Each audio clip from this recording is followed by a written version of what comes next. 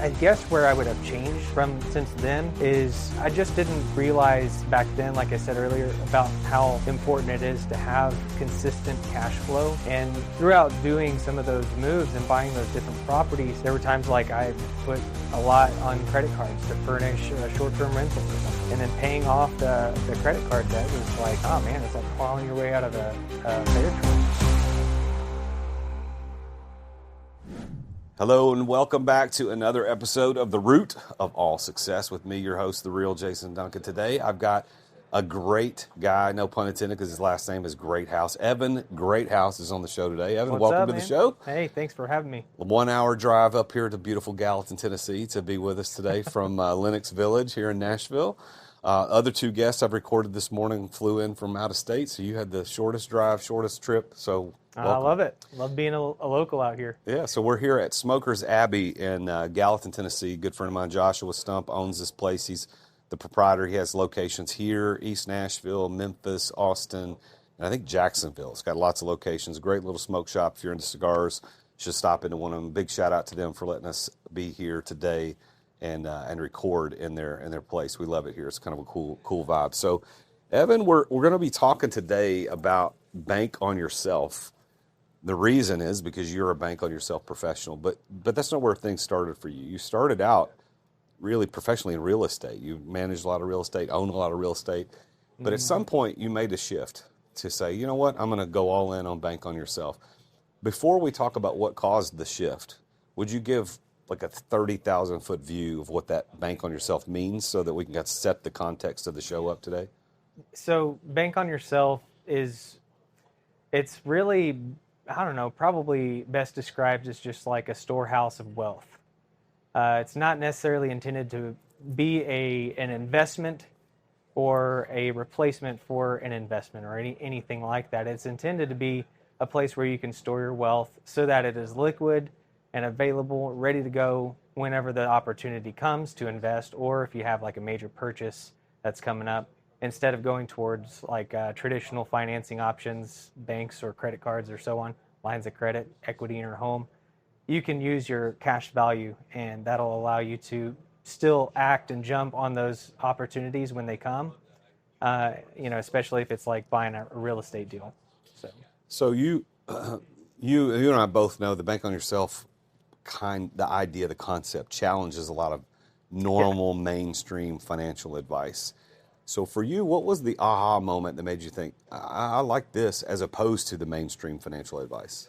It's a good question. I've always kind of had a more aggressive approach whenever it comes to investing and financial management of especially when it comes to large purchases and so on.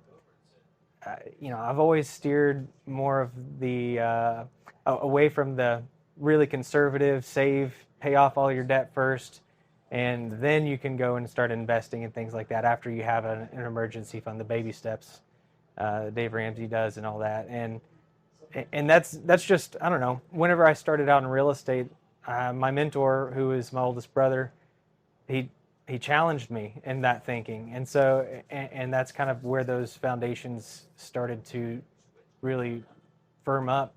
And that was just the very beginning of it though. So that was in 2012 when I started that real estate career. But it's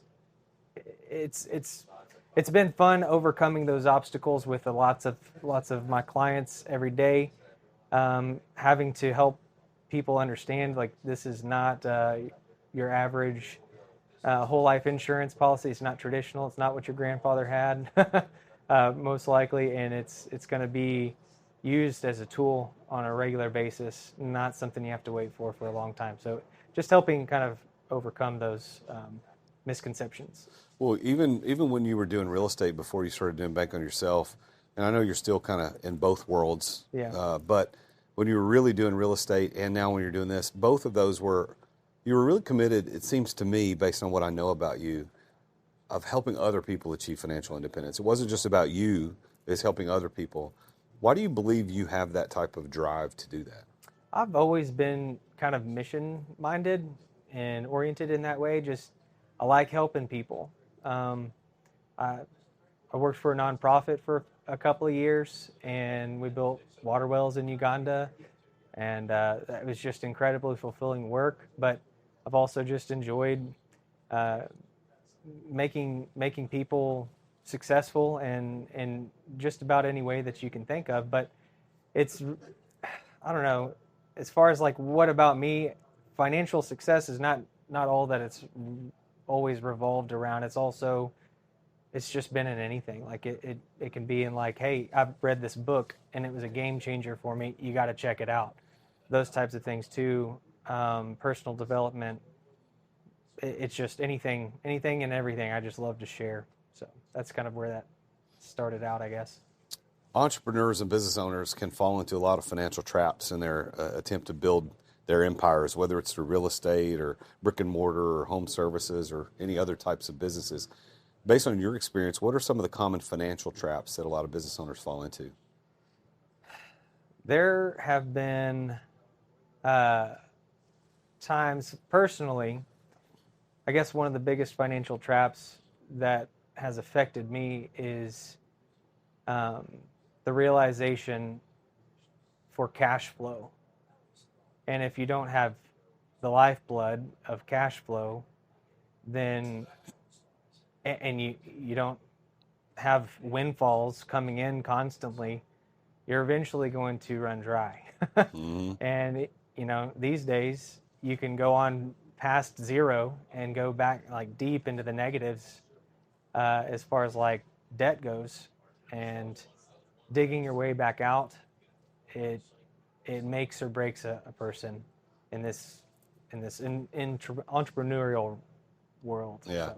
Well, we've heard all our, well, maybe not all our lives, but for a long time, cash is king. Cash. Well, I think that's true in buying things and purchasing. Cash is always king. It's usually going to get you a better deal. If you're trying to buy a used car and you show up at the guy's house and you have $100 bills, that's better than, I'll Venmo you some money. That cash is king. But in business, you said it, cash flow is king.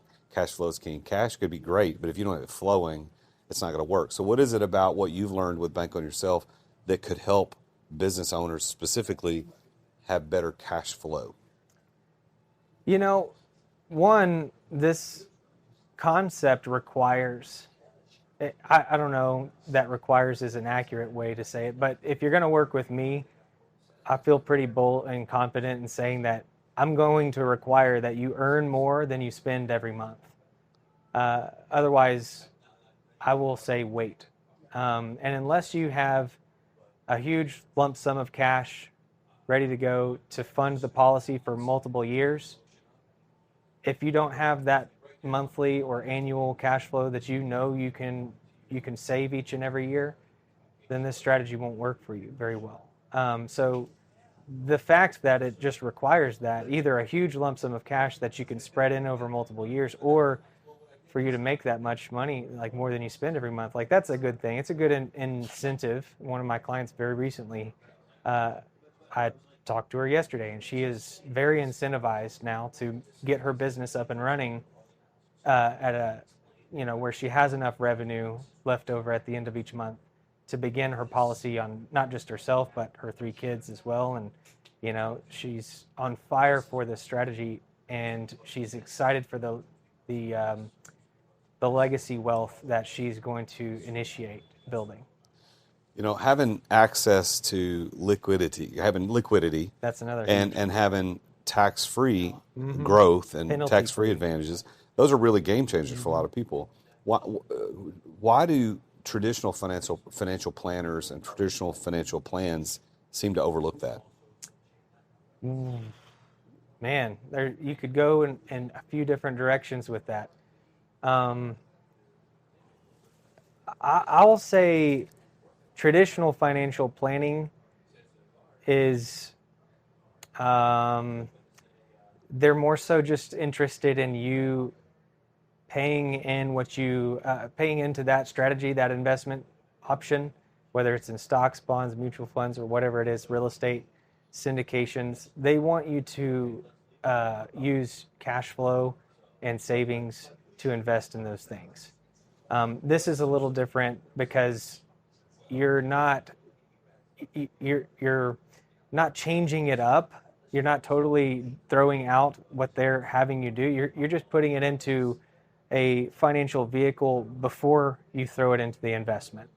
And this particular financial vehicle has something called uninterrupted compounding growth, which is something that a lot of financial advisors just aren't aware of. Even very experienced financial advisors with 20 plus years, 30 years of experience don't they don't know about the benefits of this strategy and how it can marry with a traditional financial investment strategy, but or they just are ignorant of it. They or choose not to. I'm not sure why. Because if somebody actually understands the benefits of this strategy, it just makes sense. Like it just does. Well, I think what you mentioned there, this uninterrupted compound growth, is something that people miss a lot, and that's where the Dave Ramseys of the world who rail against whole life insurance just in principle, I think misses the opportunity. That doesn't mean he's wrong about a lot of things, but on this one, I think there's the average person doesn't make enough money to justify this type of policy, this type of strategic investment. But maybe not. Maybe not. What I was going to say though on that and get your feedback on this is this uninterrupted compound growth concept. You said it probably clearer than anybody else I've heard say it. Is that this is not the investment vehicle. This is where you put it to do what you're going to do. Right. You put this extra one step in there, and then you can.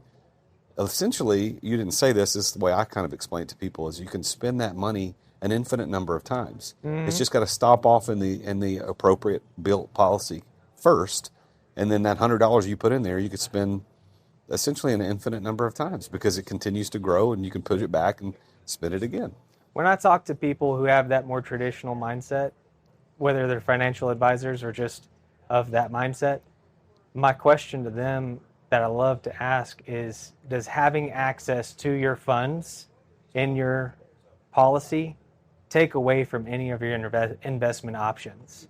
Because I will say this also, that traditional financial planning thinks for some reason, they just, like many people don't understand that you can still access your dollars. They think it's either or, but in reality, it's both and. You can do both. You can have your cake and eat it too. So it's like one of the only financial vehicles that I've ever heard of. And if anybody knows of any other ones, please let me know. I would be glad to look at that. But that allows you to do both and. So, what was the hardest part of this bank on yourself concept for you to understand? Because it is complicated, can be. Oh man, there's so much. I'm learning stuff every day, and I've been doing this for a while, and I've been studying this since 2015. Things change too, so there's part of that. But I don't know, the light bulb moment for me happened a long time ago. My oldest brother, who's a client of Mark Willis, he went ahead and implemented this strategy and I will say this too, my dad also sold life insurance, and his take on life insurance was more of the traditional mindset. Yeah. And so my brother going ahead and taking that leap and setting up his policies anyways, even in spite of what my dad's advice was, which was like whole life is ridiculously high fees and commissions, and you'll never have any cash value, and it'll take 20 years before you have anything of worth in there to utilize, and it was just like they were talking about different things. So my brother put this strategy to work. I saw it actually working for him, and he gave me his best description of what it was, which it's hard to describe, as you know. And but this idea of being able to like put it in here where it's growing, and you can still use it without stopping the growth that's happening here, and you can get the growth over here, like that was probably the hardest thing for me to wrap my head around. But once I did, I was like, okay, how can I get as many dollars as possible into this strategy? So, well, think about it as a real estate investor. You could buy a small apartment complex or a quad or a duplex for whatever amount of money, and let's say that costs you $1 million to buy the thing, and then you put $1 million cash in it, and there's a cash-on-cash return. That's the big thing real estate investors talk about. And if you get 10% cash-on-cash return, That's pretty great, right? Not too Pretty shabby. great. So that's a 1.1 million at the end of the year, and then it continues to grow. But what if you parked it, as you were suggesting earlier, took that million and parked it over here? So now you're not going to get a 10% cash on cash return. Let's No. not kid ourselves. But after the appropriate amount of time it's been sitting in the policy, you'll be able to pull out a certain portion of that. Let's say 70 to 90% of that money. So now you can pull 700 to 900 out, but the million is still growing at a dividend rate of what, 5 to 8%, depending on where it is. Just depending on, Maybe just depending on 12% at some in some It's years. definitely not going to be less than zero, and it never Correctly. has been in well over a century and a quarter. So But then you could take it's growing over here at 5 to, let's just call it 5%. 5%. Let's call it 5%. It's growing at 5%, and then you borrow say 900,000, and you still go buy that other property, and you get a cash on cash return of 10% over here plus the 5%. Just one extra step makes you an extra 5%. absolutely, and it's tax-free growth. You know, what happens if you were to pass away during that like repayment period, like of you paying back your policy loan? Which, by the way, like what if you needed to skip months or years in payments? Like you could do that, but if you passed away, you'd traditionally be leaving your family with a bunch of debt or just the asset. But now, like the death benefit is always going to be more than what you're borrowing, and so your family gets still like probably at least 6 figures of a death benefit. They're now inheriting the asset as well, the property, the $1 million property, and then they get to benefit from the cash value and the cash flow and the appreciation and the tax benefits of owning real estate and so on. So I don't understand why people wouldn't do it, but that's just me. I'm some all people in. are incentivized not to be on board with this strategy. Like, so if their livelihood's based on it, typically people will steer a different direction. For sure. Yeah. Let's take a quick break to thank our amazing sponsors for making this podcast possible. As an entrepreneur running multiple businesses, effective communication is critical for me. I've tried all kinds of outreach tools over the years, but none have compared to Dubb when it comes to driving real results, and that's DUBB. I was one of Dubb's first users. I think it was like 7 years ago when they first launched, and I've been a loyal customer ever since. Dubb has completely transformed my prospecting, my client communication strategy, and here's why. Dubb makes it simple to record personal video messages and share them across email, SMS, social media, and more. And this brings back the face-to-face connection that's missing from most digital outreach. And what happens is my prospects instantly feel more engaged when they can put my face to my name. I end up building a stronger relationship faster by incorporating these video messaging into my workflow. Dubb also provides tracking and analytics so I can see exactly who engages with my videos and how they respond to them. Their automation and their CRM features help me nurture leads and close more deals. I mean, that's what we're trying to do, right, as entrepreneurs. So after using Dubb for years, I absolutely can't recommend them enough. I mean, Ruben, those guys over there are phenomenal. I love Darius. They're all great guys. It's become an invaluable tool that I depend upon to run my businesses efficiently. And if you want to boost your outreach and see amazing results like I have, head over to therealjasonduncan.com/Dubb. That's DUBB, and you can try it completely for free. No credit card required. You get the first 50% off your first 2 months, by the way, if you use my link. You need to take your prospecting to the next level with video messaging from Dubb. They're my go-to sales communication platform for nearly 7 years and counting. Go to therealjasonduncan.com/Dubb. Try it for free, no credit card required, and you'll get 50% off your first 2 months as well. Thanks for listening to our sponsors. Now, back to the show. Well, I don't remember who said it, but I heard a long time ago is that no man will ever believe that which will take money out of his pocket. Yeah. So you're never going to believe something that's going to take money out of your pocket. But you've been doing this. You've been in this industry and looking at this for a decade now. Mm-hmm.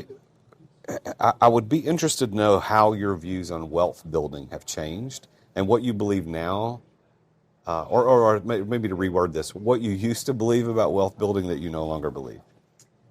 Well, so I've always been a fan of this whole kind of income accumulation and this wealth accumulation that occurs whenever you invest in a property.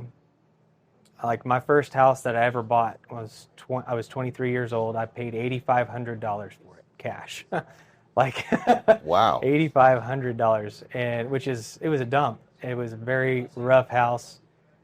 Cleaning it out, I won't even go to it. But bank gave me a line of credit for $50,000.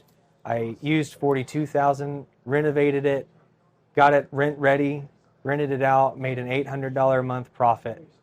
And then I used the profits and cash flow from my other income to pay down that line of credit as fast as possible. And then I did it again. I refinanced that house, and then I pulled out 60 grand of equity, bought another rental property. It accumulates and grows and compounds. And now I had 2 rental properties making $800 a month net, and just kept doing that again and again, and eventually turned them into corporate rentals, furnished housing, midterm, short-term rentals.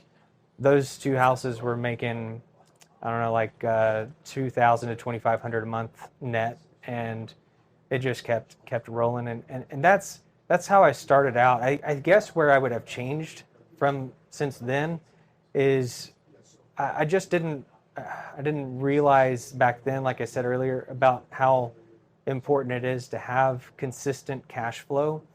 And throughout doing some of those moves and buying those different properties, there were times like I put a lot on credit cards to furnish a short-term rental or something.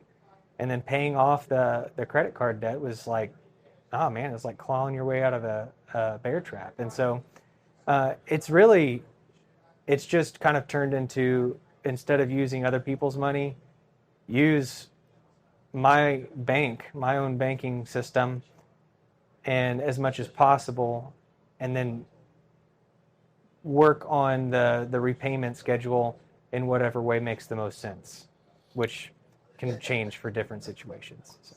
What is a financial myth that you wish you could bust forever? Financial myth that I wish I could bust forever. I would say the myth that you have to choose one or the other with Bank on Yourself indefinitely. Having the ability to access your cash and have it grow for you without interruption, as if you never pulled the money out in the first place, is what a lot of people are not quite ready to believe fully until they can see a proven concept. It is kind of a misconception that they just don't think is possible, and it's mostly because they've never heard of anything like it. It just takes time to show people that. So I would love to just be able to bust it one time for everybody, so that everybody can know that is how this actually works. Yeah, you don't have to choose. Yeah, people don't have to choose. They can save, they can then borrow from their savings. Their savings will continue to grow as if they never touched it, and then they can still go in and use their savings to purchase investments. You know, I know that for you, faith plays a significant role in your life and your business, but how has your faith influenced the way you approach helping people financially? Man, stewardship is the word that comes to mind. And for me, being allowed and like invited into these people's lives that I'm working with, many of them are very, very successful financially, and they've stewarded their wealth really well. I also have many clients who are still learning how to steward wealth and grow it. And in both scenarios, I just get to help make improvements. I would say for those who are still working that muscle, the stewardship muscle, it is they probably receive the greatest impact from that. But in all cases, what I love the most about this is that we're not stewarding our wealth just so that we can accumulate a whole lot of money throughout our lifetime, because we can't take it with us. There's I've never seen a hearse with a U-Haul attached to it. So helping people work through this idea of not just preparing the money for the next generation, but preparing the next generation for the money, because in this case it's exponential, and it's insane when we start looking at the numbers, what the financial legacy can accumulate to over one's lifetime, just one generation's lifetime, not to mention 2, 3, and 4. It's absolutely bonkers. Yeah, this is how I believe, if I'm correct, the Rockefellers, this is the strategy that they used, and there are many other very wealthy families that created this banking system for their own families that perpetuated wealth for generations. You also you're a big advocate for having a strong why in what you do. Can you share an example of a client you've worked with who connected their financial decisions with the why and the outcome that might have had in their investments? It's hard to pick just one.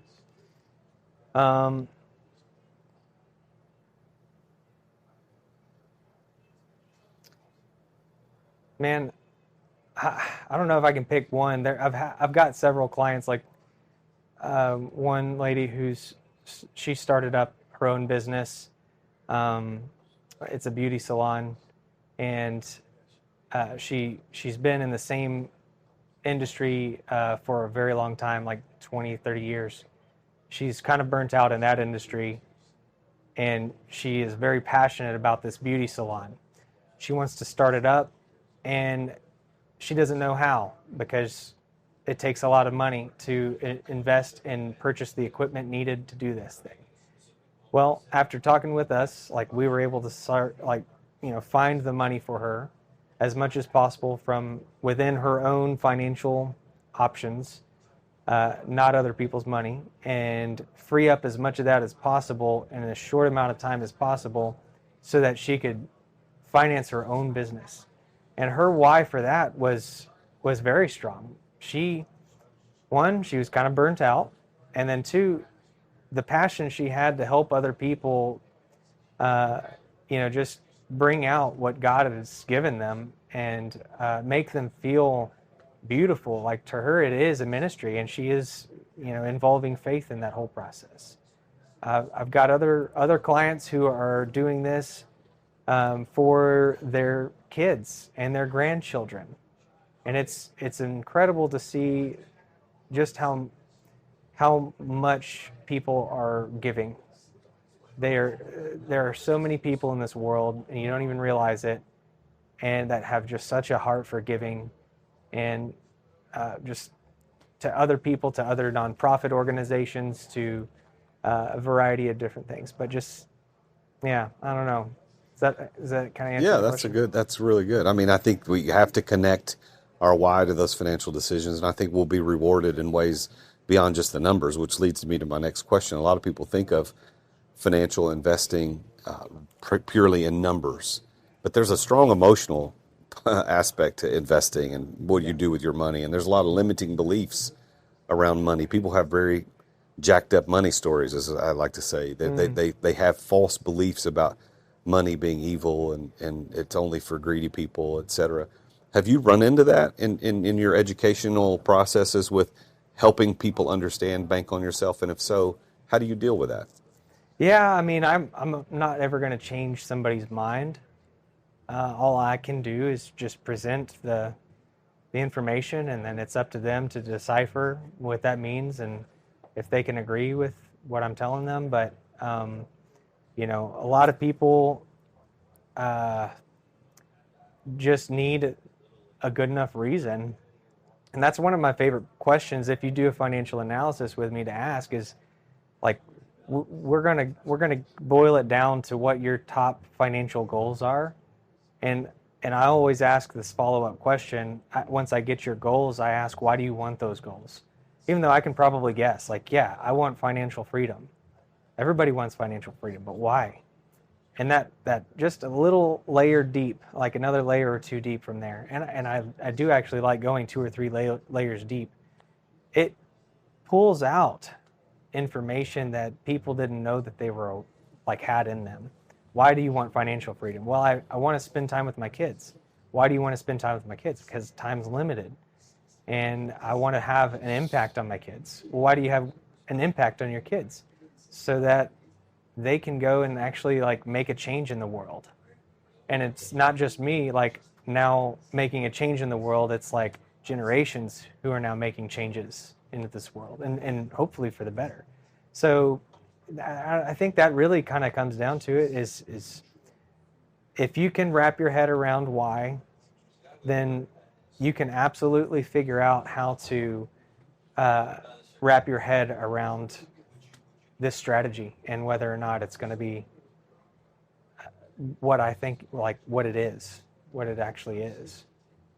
So the name of the show here, Evan, is The Root of All Success. So I want to ask you about your success specifically. So if you had to think back to all the success you've had as a real estate investor and now as a bank on yourself professional, if you had to narrow that down to one key that has unlocked success for you more than anything else, what would that one thing be?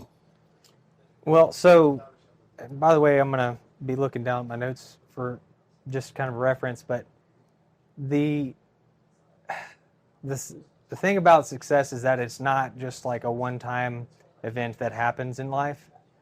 It's going to be something that will happen hopefully daily, or at least weekly or monthly. But if you can figure out how to, what success means to you, then and what qualifies as successful, and get to do that every day, I think that's going to be one really good thing. And then I believe that working that'll lead to working harder on yourself than on your job or your hobbies or whatever. And that's probably the best thing that you can possibly do for your loved ones. And if you figure out how to do this in a way that's lucrative, like, all the more power to you. But I think what it comes down to is that's even more important is just loving what you're doing. And if you can love what you're doing, I would say then you're a winner. So if you define success, which I'm assuming that's the question you're answering, is that success is if you love what you're doing. If you define it that way, what do you believe that you're successful personally? I do. I think so. Jim Rohn I'm a big Jim Rohn fan. And I think he said it best. He said, success is simply the, simple disciplines practiced every day. And as far as do I do that? Yes, I absolutely practice simple disciplines every day. I'm trying to add to that. I mess up sometimes and I don't do it every single day.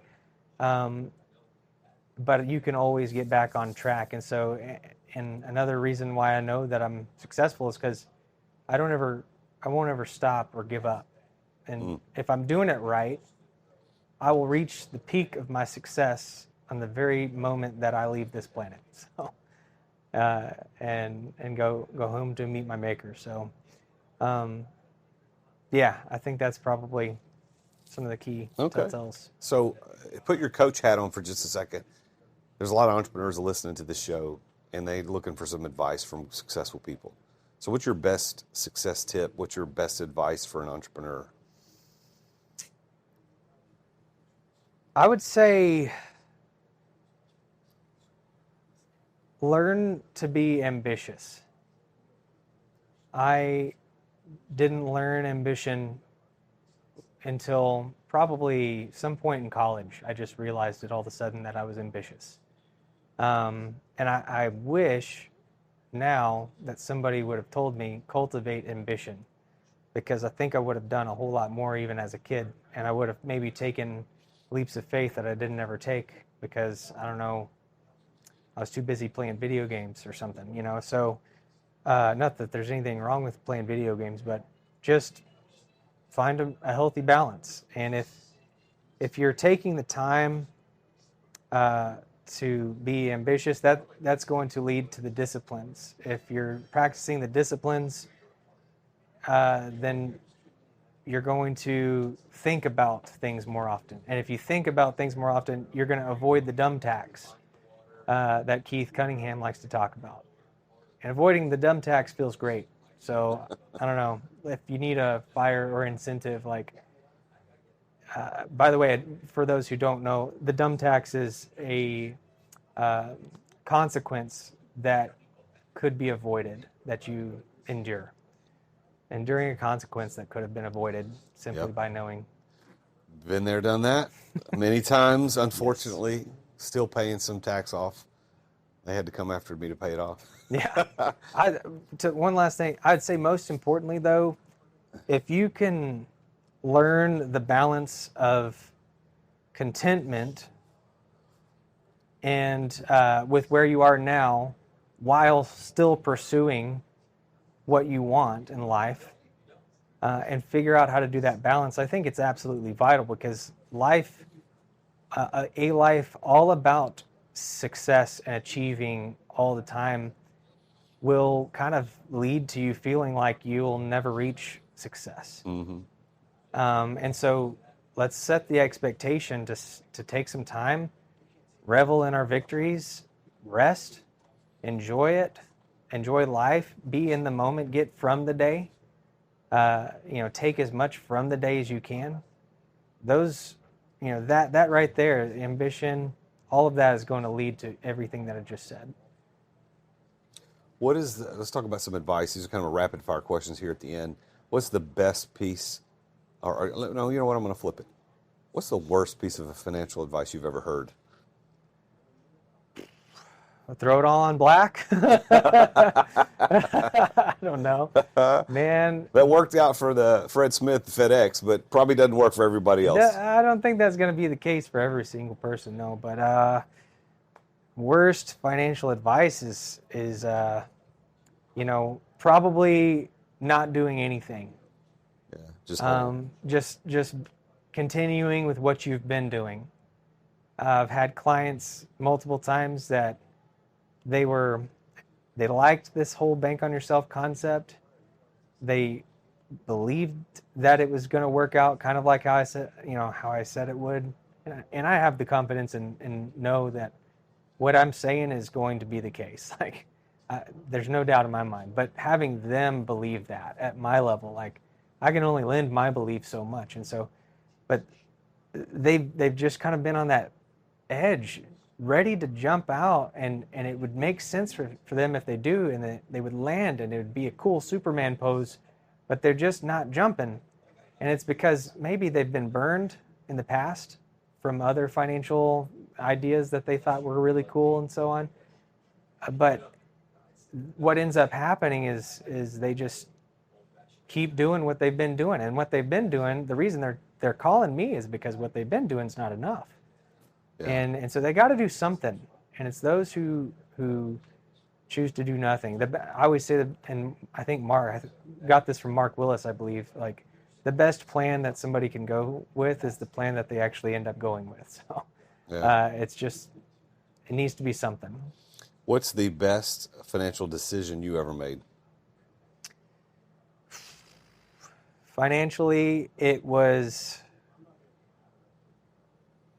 making it more of a priority to grow the amount of cash flow that was coming in monthly, yearly, so on. Good. Once I had that light bulb moment, once I had paid enough of that dumb tax, I put more focus and energy into that. And Tony Robbins always says, where focus goes, energy flows. Like, that's so true. Like, I started thinking about how I could start growing the amount of cash flow that was coming in on a regular, consistent basis that I knew I could count on every time. And it made a world of difference. I mean, you can ask my wife. It was like night and day. And my wife she still points out, like, Evan, like, you seem like just like the world's been lifted off of your shoulders. And I'm not any less busy or stressed or anything like that, but I'm happy doing what I'm doing. Yeah. And there's still urgency, but it's a healthier way of living is just making sure that you have that cash flow.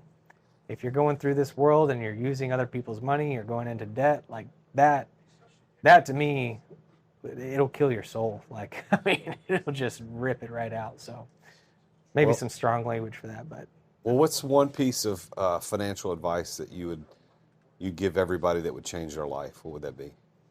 Start, well, let me ask you this. When's the best time to plant a tree? Today? A lot of people say today. The answer is like, 20, 30 years ago, 50 years ago, 100 years ago. Like that would have been a better time to plant a tree probably. In the same way, start now. Even if it seems like a daunting task, start now. You can't go back. You can't. And so at this point in life, you can only prepare and move forward in a better manner than you've been doing over the past 20 years. Yeah. Set the next generation up for success. Teach them these philosophies, these principles, the roots of success, so that they can go and do a better job. And they're going to do that, and they're going to say, man, I really wish I'd have known this 20 years ago. And they're going to teach the next generation. Then we're all just getting better and better and better every single year with each passing generation. Nelson Nash, who's like the grandfather of Bank on Yourself, he was a forester, and the vision planning to grow a forest and as a profitable business, it's not like you can plant the trees and then like turn a profit the next year or 6 months later or anything like that. You got to wait decades before you can flip a profit out of a forest, and then to maintain it so that you don't ever stop making a profit, you have to be strategic about it. And it can always be improved upon. It always needs pruning. There's always ways to make it better. But just planting the seeds now is probably the best advice that I can give somebody. Well, Evan, I want to thank you for being on the show today. Congratulations on your success and what you're doing to help people with Bank on Yourself. I want to share with everybody how to get in touch with you if they want to do Bank on Yourself or at least have a consultation. You're offering free consultations. Absolutely. Just sit down, no obligation, just look at their financial situation. And the best way for people to do that is go to therealjasonduncan.com/bankonyourself. therealjasonduncan.com/bankonyourself. And there's going to be a little drop-down menu there, and it'll have a place for you to choose a name. Just choose Evan. Just choose Evan's name because he's the person you heard it from, and he'll set up an appointment with you, talk with you all about it. Is there any other way that people can connect with you, maybe on social media or any other way that you want to connect? Yeah, you can email me at evan@greathousefs.com. That's F as in Fox, S as in Solutions, and evan@greathousefs.com. And that's going to be the best way to contact me directly. Otherwise, going through that link works great. You can also get my, feel free to hand out my numbers and any contact information. So we'll put all that in the show notes so you'll be able to get in touch with Evan. So, Evan, thanks for being on the show, man. Absolutely. Well, there you have it. Another entrepreneur I'm talking to about his journey to success. And this whole Bank on Yourself thing, listeners, I want you to really consider it. No matter where you come from and what you think about investing or whole life insurance or any other types of financial money matters, I think you owe it to yourself to at least take a look at this. For me, my journey on becoming familiar with the Bank on Yourself model started with a podcast just like this. I heard somebody talking about it, and I said, wait a minute, I can get infinite compounding growth on something that grows tax-free, and nobody can get to it. The IRS can't get to it. This is safe? Yeah, it is. And as I started to look into it, I thought, well, I've got to do this. And that's where I've been, and that's why I like working with people like Evan, and he mentioned Mark Willis a couple of times. I mean, these are great guys in the industry that can help you. So go check them out. If you want to book an appointment, therealjasonduncan.com/bankonyourself. Just on the drop-down menu, click Evan's name there to make sure that you can talk directly with Evan. So stay tuned because the next and final segment of the show is about to begin. All right, you know what time it is. It's time for JD's Public Service Rants. This is the part of the show where I say stuff that shouldn't have to be said out loud, but clearly it does. And so if what I'm about to say applies to you, consider yourself on notice.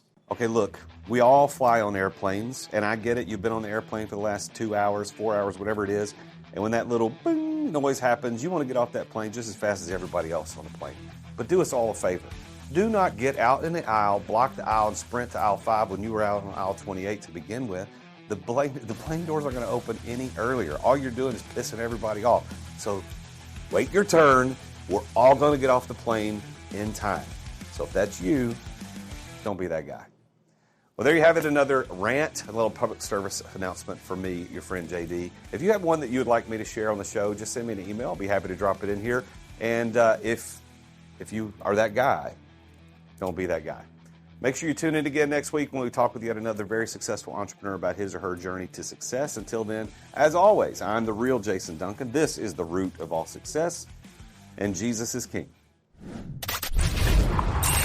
Attention business owners. Attention business owners. Feeling burnout from running your business? Uncertain if you're nearing burnout? Take our free 10-question business burnout test at businessburnouttest.com to discover where you stand. With just 10 quick questions, you'll learn how to immediately begin making changes to regain freedom and success. Cut your daily operations time in half. Improve your quality of life and prepare your business for your future exit without losing revenue or profit. Visit businessburnouttest.com now and take the test. Thank you for listening to another edition of The Root of All Success with the real Jason Duncan. If you've enjoyed this week's episode, visit therootofallsuccess.com to access the show notes and other helpful resources. Follow Jason on social media at The Real Jason Duncan. See you again next time here on The Root of All Success.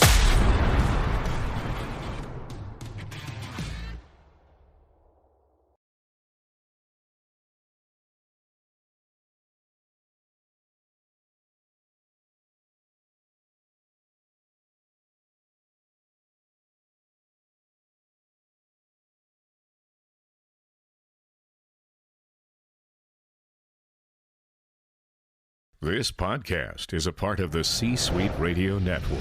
For more top business podcasts, visit c-suiteradio.com.